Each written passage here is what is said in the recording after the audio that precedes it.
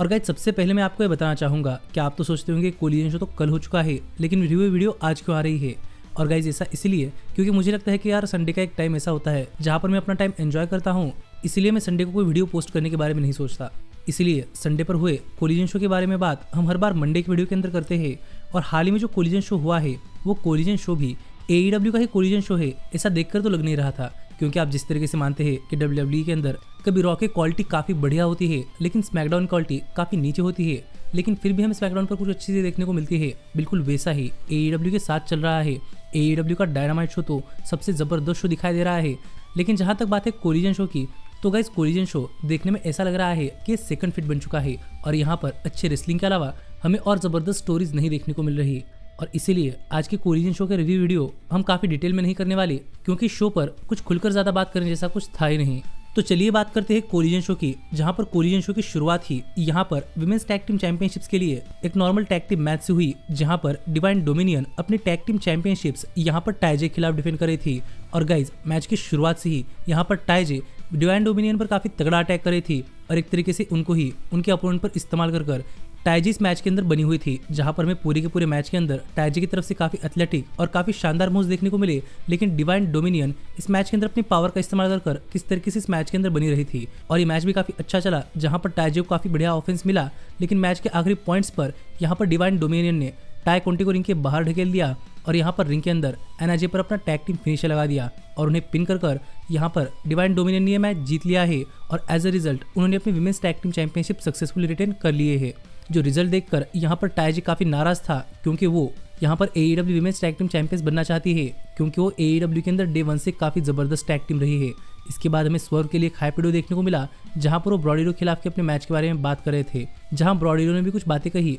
कि इन दोनों का ये मैच काफी खतरनाक मैच होगा, बिल्कुल ऐसे वैसे। लेकिन इसके बाद हमें डॉन कैलिस फैमिली का एक बैकस्टेज सेगमेंट देखने को मिला, जहां पर बात करते हुए रॉकी रोमेरो और ट्रेंट कह रहे थे कि यहाँ पर डॉन कैलिस फैमिली के साथ जब से आ चुके हैं इनकी लिविंग स्टैंडर्ड काफ़ी बढ़ चुका है। लेकिन तकेत्सा यहाँ पर डॉन कैलिस फैमिली जा चुके हैं और वो इंटरनेशनल चैंपियनशिप एक बैग के अंदर क्लॉमरेज के साथ कैरी कर रहे हैं। जो कहकर यहाँ पर रॉकी रोमेरो और ट्रेंट ने ऑरेंज कैसिडी और क्रूज के तकेत्सा की एक तरीके से इंसल्ट कर दी। जिसके बाद कोलिजन शो पर एक 1-on-1 मैच हुआ, जहां पर शेन टेलर एलन एंजल्स को फेस कर रहे थे, जो बहुत दिनों बाद AEW में दिखाई दे रहे थे। और शेन टेलर आजकल AEW के शोज पर हर बार फीचर हो रहे हैं, तो देखने के लिए मजा आने वाला था कि वो यहाँ पर क्या करते हैं। लेकिन उनके लिए ये मैच एक काफ़ी क्विक मैच रहा और शेन टेलर ने पूरे के पूरे मैच के अंदर एलन एंजल्स पर काफ़ी खतरनाक अटैक कर उन पर अपना फिनिशर लगा दिया और एक तरीके से एक स्क्वाश मैच के अंदर ये मैच जीत लिया। लेकिन मैच खत्म होने के बाद यहाँ पर माइक लेकर बात करते हुए शेन टेलर ने जॉन मॉक्सली और डेथ राइडर्स को कॉल आउट किया और कहा कि AEW के अंदर अब नया मोस्ट टेरिफाइंग ग्रुप कोई और नहीं बल्कि शेन टेलर प्रमोशन होगा। जो बातें यहाँ पर शेन टेलर कर ही रहे थे,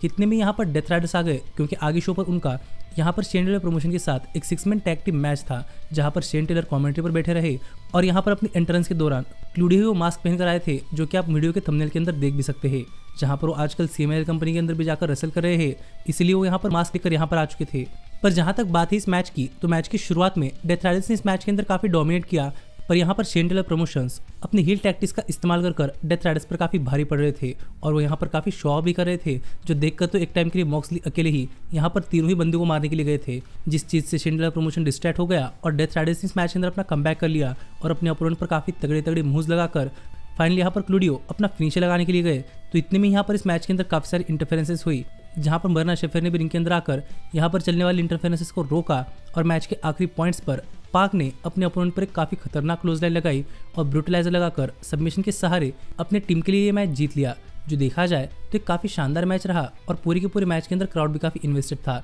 और यहाँ पर डेथ राइडर्स ने मैच काफ़ी आसानी से जीत लिया। पर इस ह्यूमिलिएशन से शेन टेलर प्रमोशन काफ़ी गुस्सा था। इसके बाद हमें शो पर एक तरीके से डायनामाइट शो का रिकैप देखने को मिला, लेकिन आगे टमासो चांपा अपने 1-on-1 मैच के लिए आ गए, जहां पर उनका मैच एक एनहांसमेंट टैलेंट यानी कि बीफ के खिलाफ था और उन्होंने इस मैच के अंदर उस पर काफी तगड़ा अटैक कर काफी आसानी से अपना फिनिशर भी लगा दिया। लेकिन सरप्राइजिंगली उन्होंने उस पर क्रिस जेरिको का सबमिशन लगाया और सबमिशन के सहारे वो मैच जीत गए। लेकिन मैच खत्म होने के बाद टमासो चांपा ने अटैक कंटिन्यू रखा और उसे रिंग के बाहर ले जाकर टमासो चांपा ने फ्लोर पर उसके ऊपर वॉल्स ऑफ जेरिको लगाया और यहाँ पर टोनी शिवानी को बुलाया और कहा कि जब तक टोनी शिवानी ये नहीं कहते कि टमासो चांपा क्रिस जेरिको से बेटर रेसलर है, तब तक वो इसे छोड़ेंगे नहीं। और इस वजह से टोनी शिवानी को ये कहने के लिए मजबूर कर दिया कि टमासो चांपा क्रिस जेरिको से बेटर रेसलर है। और इसके बाद टमासो चांपा माइक लेकर कह रहे थे कि देखा, टोनी शिवानी ने भी एडमिट किया है कि वो क्रिस जेरिको से बेटर रेसलर है और टोनी शिवानी काफ़ी देर से रेसलिंग इंडस्ट्री के अंदर है तो क्रिस जेरिको को समझना चाहिए कि उनका टाइम खत्म हो चुका है और टमासो चैंपा नेक्स्ट बेस्ट थिंग है, जो बातें यहाँ पर टमासो चैंपा ने कही।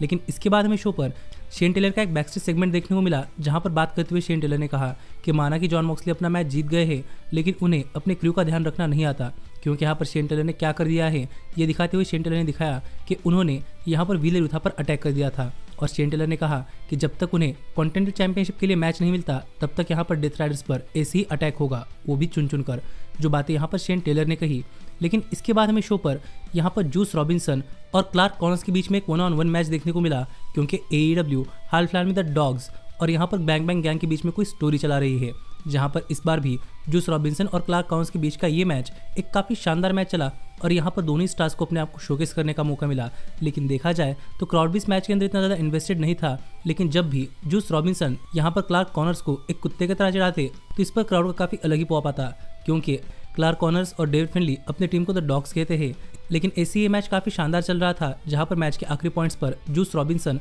ये मैच जीतने काफ़ी करीब पहुंच चुके थे कि इतने में डेविड फिनले ने यहाँ पर आकर रेफरी के पीठ पीछे उन पर अपने बैट से अटैक कर दिया और एज अ रिजल्ट उन पर एक स्पीयर लगाकर क्लार्क कॉनर्स ने उन्हें पिन कर काफ़ी आसानी से ये मैच जीत लिया। और वो यहाँ पर उन पर अटैक कंटिन्यू कर ही रहे थे, कितने में बैंग बैंग गैंग ने यहाँ पर आकर जूस रॉबिन्सन को सेव कर लिया। इसके बाद हमें शो पर एक सरप्राइजिंग अनाउंसमेंट सुनने को मिली कि नए TBS वुमेन चैंपियन क्राउन करने के लिए एक survival of the fittest match होने वाला है, जहां पर हमें survival of the fittest tournament के काफ़ी सारे पार्टिसिपेंट्स देखने को मिले, जैसे कि Hikaru Shida, Kris Statlander, Mina Shirakawa, Harley Cameron, Queen Aminata और जेरा स्टील, जो कि एक survival of the fittest tournament के अंदर नई TBS वुमेन चैंपियन क्राउन करने के लिए फाइट करने वाली है। और ये इसलिए क्योंकि गाइज अनफॉर्चुनेटली लास्ट टाइम हमने जब विलियम नाइटिंगेल को AEW के शो पर देखा था, तो उन्होंने एक बैकस्टेज सेगमेंट के अंदर बात करते हुए कहा कि वो AEW के अंदर फाइटिंग चैंपियन बनना चाहती है, लेकिन अनफॉर्चुनेटली उन्हें एक इंजरी हो चुकी है और इसी वजह से उन्हें अब TBS वुमेन चैंपियनशिप रिलिंक्विश करनी पड़ने वाली है और वो एज अ चैंपियन अपनी ड्यूटीज फुलफिल नहीं कर पाएंगे। ये कहकर विलियम नाइटिंगेल ने अपनी TBS वुमेन चैंपियनशिप रिलिंक्विश कर दी थी और अब इसी रिलिंक्विश TBS वुमेन चैंपियनशिप के लिए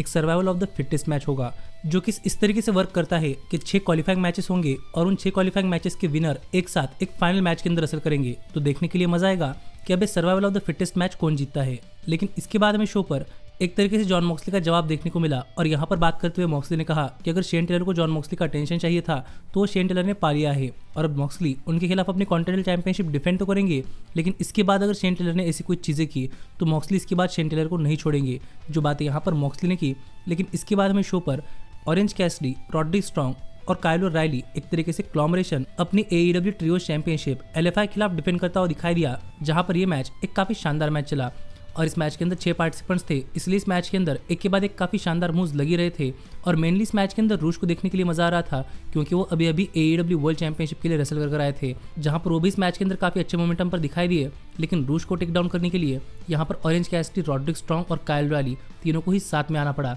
जिससे कि रूश इस मैच में टेक डाउन हुए और इसके बाद सैमी गवेरा पर एक ऑरेंज पंच लगाकर ऑरेंज कैसिडी ने भी इस मैच से बाहर कर दिया और डेलिस्टी के ऊपर एक रोल अप पिन कर सरप्राइजिंगली ऑरेंज कैसिडी ने अपने टीम के लिए मैच जीत लिया है और अपनी AEW ट्रियो चैंपियनशिप रिटेन कर ली है। लेकिन इसके बाद हमें शो पर द डॉग्स का एक बैकस्टेज सेगमेंट देखने को मिला, जहां पर बात करते हुए द डॉग्स ने फाइनली अनाउंस कर दिया कि डॉग्स यंग बक्स के खिलाफ AEW के समर ब्लॉकबस्टर डायनामाइट शो पर एक टैग टीम मैच रेसल करेंगे और जो कोई वो टैग टीम मैच जीतेगा उन्हें मिल जाएगी AEW tag team championship match opportunity और वो बन जाएगा एक तरीके से टैग टीम चैंपियनशिप्स के लिए नंबर 1 कंटेंडर। लेकिन इसके बाद यहाँ पर ऑरेंज कैसिडी और क्लॉमरेशन का बैकस्टेज इंटरव्यू हो रहा था, जिसे कि यहाँ पर डॉन केलिस फैमिली के ट्रेंट और रॉकी रेमेरो ने क्रैश किया और यहाँ पर ज़्यादा कुछ नहीं हुआ, बल्कि दोनों ने एक दूसरे की इंसल्ट कर दी और दोनों यहाँ से एक दूसरे के रास्ते पे चले गए। और इस सब के बाद फाइनली शो का मेन इवेंट हुआ, जहाँ पर हमें AEW के ओएन हार्ट कप टूर्नामेंट की विमेंस ब्रैकेट की तरफ से एक फर्स्ट राउंड 1-on-1 मैच देखने को मिला, जहाँ पर हाजुकी प्रेसेफिन को फेस कर रही थी, जहाँ पर हाजुकी जापान से है और प्रेसेफिन CMLL कंपनी से।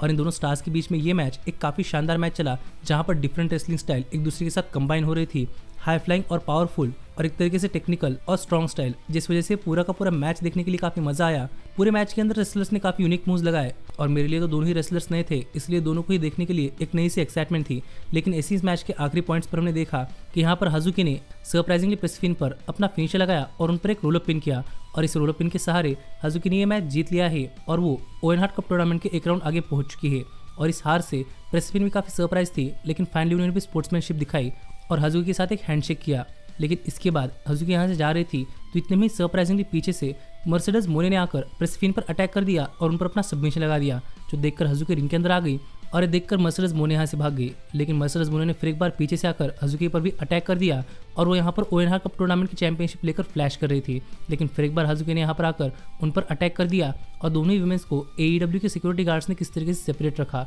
और ऐसे ये शो ऑफ एयर गया। इस शो पर आपका क्या कहना है आप मुझे कमेंट कर बताइए। लेकिन सच में मुझे लगता है कि AEW का कोलिजन शो बेस्ट रेसलिंग के लिए पॉसिबल साबित हो सकता है, ना कि अच्छी खासी स्टोरी टेलिंग के लिए। इसलिए मुझे भी कभी कभी कोलिजन शो का रिव्यू काफ़ी जल्दी डालने का मन नहीं करता, जिस पर आपका क्या कहना है आप मुझे कमेंट कर बताइए। पर अब हम आगे बढ़ते हैं और जरा बात करते हैं AEW की कुछ सरप्राइजिंग रूमर्स की, जो कि पॉसिबली आगे चलकर ट्रू भी हो सकते हैं। क्योंकि गाइस देखने में ऐसा लग रहा है कि AEW आते हुए काफ़ी बड़ा मैच प्लान कर रही है, जो कि होगा स्वर्ट स्ट्रिकलैंड वर्सेस विल ऑस्प्रे। और ये इस तरीके से क्योंकि हाल ही में AEW ने अपने सोशल मीडिया हैंडल्स पर इन दोनों के बीच का एक previous match full match officially release कर दिया है। और गाइज ये सब चीजें एक तरीके से स्वर्व और विल ऑस्प्रे इन दोनों को लेकर लोगों के बीच में बातें स्टार्ट हो इसलिए ही किया जाता है। और सरप्राइजिंगली AEW ने स्वर्ट स्ट्रिकलैंड और विल ऑस्प्रे का ये मैच अपने सोशल मीडिया हैंडल्स पर डाला है। इसलिए काफी सारे लोग प्रेडिक्ट कर रहे हैं कि मैं शायद ओवेन हार्ट कप टूर्नामेंट के फाइनल्स के अंदर विल ऑस्प्रे और स्वर्ट स्ट्रिकलैंड एक दूसरे के खिलाफ यहाँ पर फॉरबिडन डोर पे प्रीव्यू पर आमने सामने आते हुए दिखाई दे सकते हैं।